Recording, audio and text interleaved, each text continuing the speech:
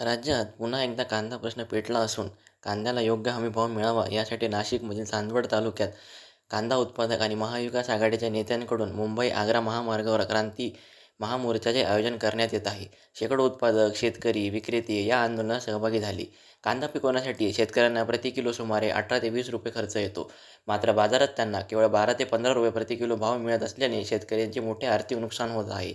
या मोर्चामध्ये अनेक मागण्या करण्यात आल्या. आंदोलक, कार्यकर्ते आणि नेत्यांनी गळ्यात कांद्याच्या माळा घालून सरकारविरोधात तीव्र आक्रोश व्यक्त केला. महाराष्ट्रात सोलापूर, पुणे, चांदवड, वैजापूर अशा ठिकाणी मोठ्या प्रमाणात आंदोलन करून कांद्यासाठी शेतकऱ्यांच्या जोरदार आंदोलन सुरू आहे.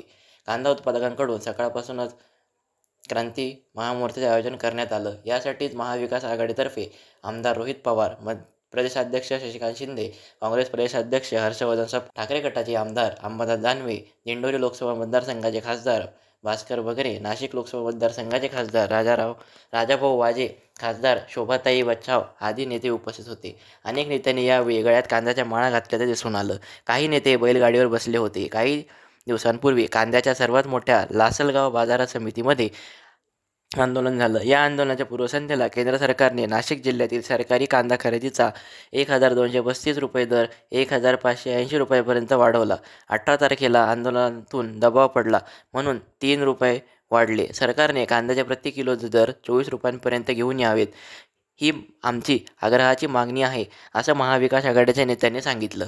सरकारने 8 ते 10 लाख टन कांदा खरेदी करावा. हा कांदा देशात कुठेही विकायचा नाही.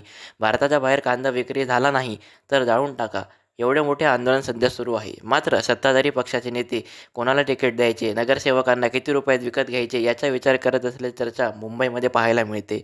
आंदोलनावेळी बोलताना आमदार दानवे यांनी सरकारवर निशाणा साधला. शेतकऱ्यांच्या कांद्याला योग्य भाव मिळाला पाहिजे, ही आमची प्रमुख मागणी आहे.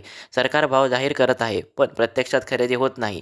केवळ घोषणा करून काही उपयोग नाही, असं ते म्हणाले. नाशिकच्या चांदवड येथे कांद्याच्या दरवाढीच्या मागणीसाठी सुरू असलेले आंदोलन चिघळल्याचं पाहायला मिळालं. आंदोलनकर्त्यांनी रस्ता रोको करत वाहनांच्या रांगांकडे धाव घेतल्याचे तणाव निर्माण झाला. काही आंदोलकांनी वाहनांची हवा सोडण्याचा प्रयत्न केला. पोलिसांनी आंदोलकांना बचाव करताच दोन्ही बाजूंनी झटापट झाली. तब्बल 2 तासाहून अधिक काळ हे आंदोलन पाहायला मिळालं. दरम्यान पोलिसांनी धरपकड करत आमदार रोहित पवार, शशिकांत शिंदे, अंबादास दानवे आणि हर्षवर्धन सपकाळ यांच्यासह अनेक आंदोलकांना यावेळी ताब्यात घेतलं. कांद्याचा योग्य भाव मिळावा आणि परिस्थिती सुरळीत होणं खूप आवश्यक आहे, नाहीतर पुन्हा कांदा हा सामान्य माणसाला रडवल्याशिवाय राहणार नाही. कांद्याच्या सध्याच्या स्थितीबद्दल आपलं मत काय हे आम्हाला सांगा आणि हे आंदोलन बरोबर आहे की नाही याबद्दल आपल्याला काय वाटतं हेही आम्हाला कमेंटमध्ये सांगा आणि आमच्या चॅनलला नक्की सबस्क्राईब करा. धन्यवाद.